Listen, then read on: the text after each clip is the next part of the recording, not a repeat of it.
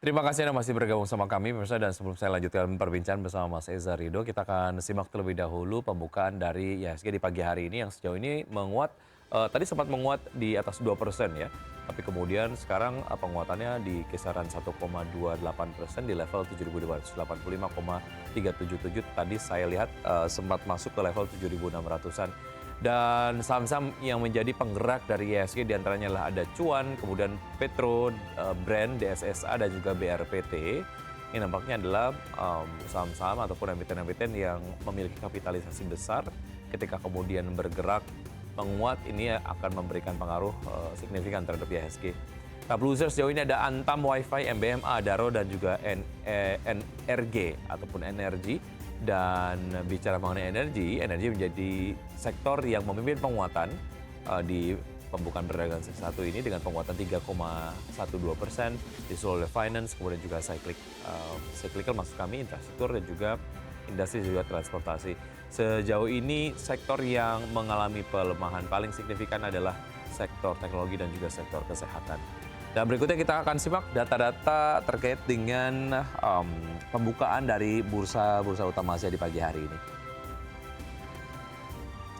Ya, mayoritas bursa utama Asia dibuka melemah dengan Nikkei menguat sendiri setidaknya dari 4 bursa utama yang kita tampilkan.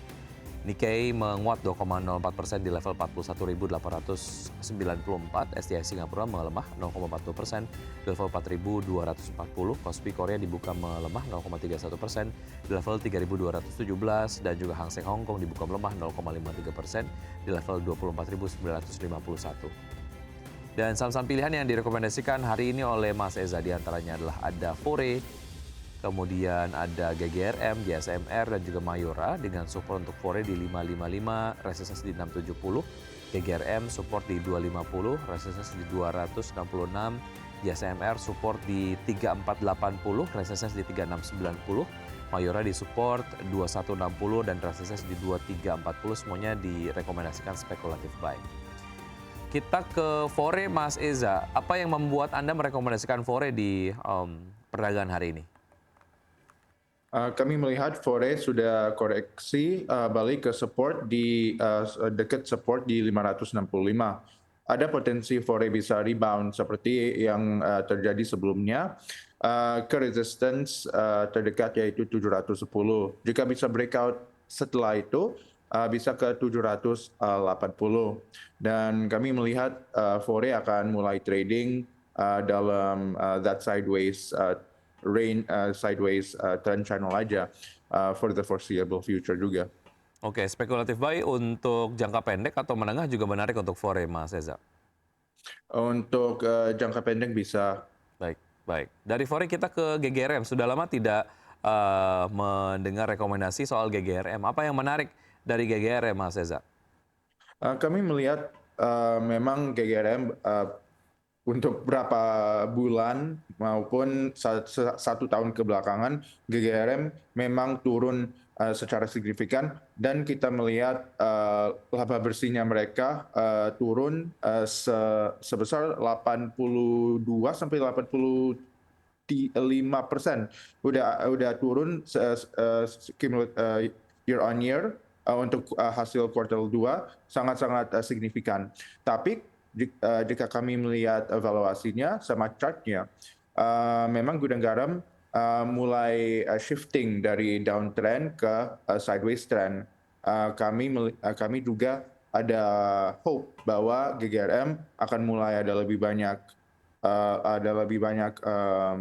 proyek-proyek yang lain dan tidak terlalu rely on tobacco juga. So we're seeing Gudang Garam bisa rebound setelah mereka udah menyentuh supportnya mereka kemarin di 8.225. So we see that there's going to be swing in the upwards direction ke resistance-nya mereka yang terdekat di 9.250 hingga mereka bisa mencapaikan 9.500. Tapi memang kami rekomendasikan untuk jangka pendek aja. Baik, kami mohon maaf ada kekeliruan terkait dengan pencantuman harga GGRM ya. tadi kita sampaikan ada kekeliruan, tadi sudah dikoreksi terkait dengan harganya sendiri oleh Mas Eza. Baik, berikutnya ada Jasa Marga, Mas Eza, silakan. Oke, Jasa Marga kami memang rekomend soalnya Jasa Marga ada potensi untuk rebound. Mereka udah menyentuh supportnya mereka di 3.550 dan ada potensi rebound juga. Kami kalau sudah lihatin tren terkait rekomendasinya kami, memang mayoritas saham-saham yang kami rekomendasikan adalah sudah di support atau sudah di bottom of their pattern. Jadi mereka lebih bottom fishing juga. We are expecting them to rebound. Soalnya valuasi di dalam banyak blue chip atau big caps memang sangat murah saat ini, gitu. Baik, GG, tadi kita sudah bahas JSMR begitu ya. Berikutnya kita ke Mayora. Apa yang membuat Anda melirik Mayora, Mas Eza? Untuk Mayora, Ya. secara teknikal, memang kami melihat Mayora membentuk hammer candle pattern yang mengindikasi bahwa Mayora akan melanjut uptrend sebelumnya. Untuk uptrend sebelumnya, kami melihat resistance yang bisa tercapai adalah 2.560.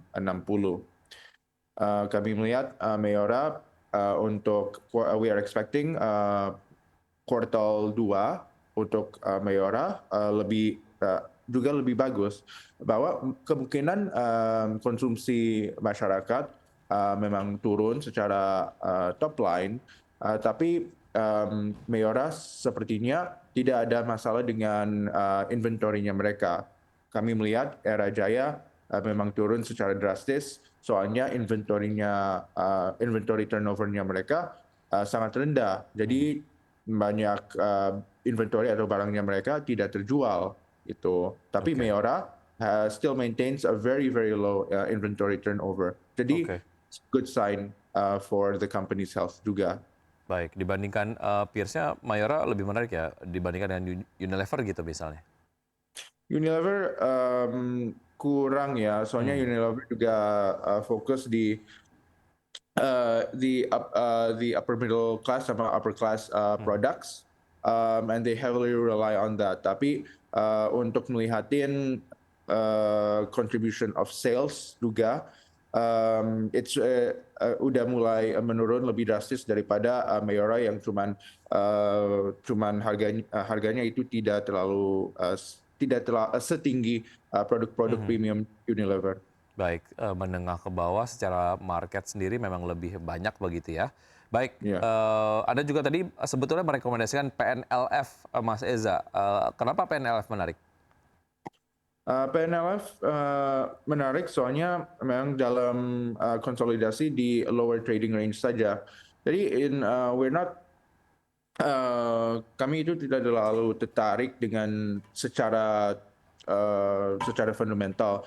Cuman Panin Financials lagi trading dan konsolidasi di dalam trading range yang di bawah. Jadi kami sarankan untuk bottom fishing. Ada potensi bisa ke 288, tapi untuk rekomendasi seperti ini berdasarkan teknikal dan memang di dalam jangka pendek. Baik, itu tadi beberapa saham-saham yang direkomendasikan oleh Mas Eza di pagi hari ini. Mas Eza, untuk proyeksi dari pergerakan ISG di hari ini pasca dibuka menguat signifikan tadi ya di perdagangan S1. Seperti apa analisis dari Anda? Sepertinya banyak orang memang berfokus dengan saham-saham yang ke dalam MSCI. Ya, kami melihat majority of the stocks yang masuk ke MSCI maupun itu big caps atau small caps, mereka semua di sektor energi. Ratu, for example, Cuan and Petro, which is a holding and a subsidiary juga yang di energy. So kami not really surprised that energy sector bisa naik. Nah, itu menjadi penyerapan untuk it actually absorbs a lot of the cash flow atau capital yang masuk ke saham-saham lain. Tapi memang kami harus melihat apa saja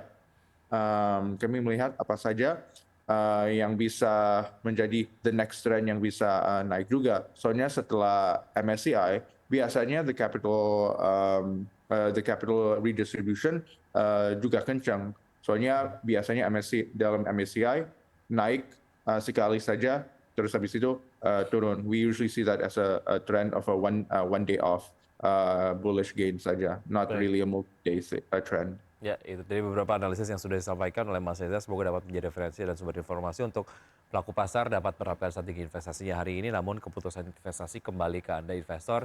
Mas Reza, terima kasih sudah bergabung sama kami. Sukses selalu untuk Anda. Sampai jumpa. Ya, pemirsa, sebelum kita akhiri Market Buzz, kita akan simak terlebih dahulu update dari IHSG ataupun pergerakan IHSG di pukul 9:25 waktu Indonesia bagian Barat. IHSG sejauh ini bergerak menguat ya dengan penguatan 0,87% di level 7.552,396.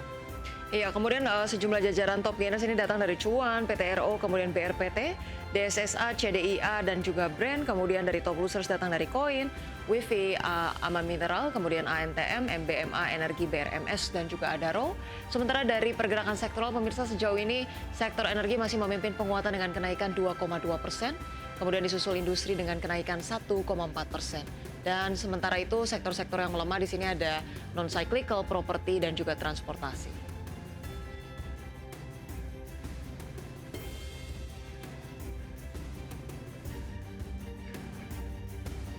Ya pemirsa, baik 60 menit sudah kami menemani Anda dalam Market Buzz. Semoga pembahasan kali ini dapat menjadi referensi dan sumber informasi untuk Anda. Ya, perbarui terus informasi Anda hanya di IDX Channel, trustworthy and comprehensive investment reference. Jangan lupa untuk menyaksikan program First Session Closing yang akan tayang pukul 11.30 waktu Indonesia bagian Barat. Karena urusan masa depan harus terdepan, aku investor saham, saya Wiki Adrian. Dan saya Rosalind Chu, pemirsa. Terima kasih sudah menyaksikan Market Buzz. Sampai jumpa.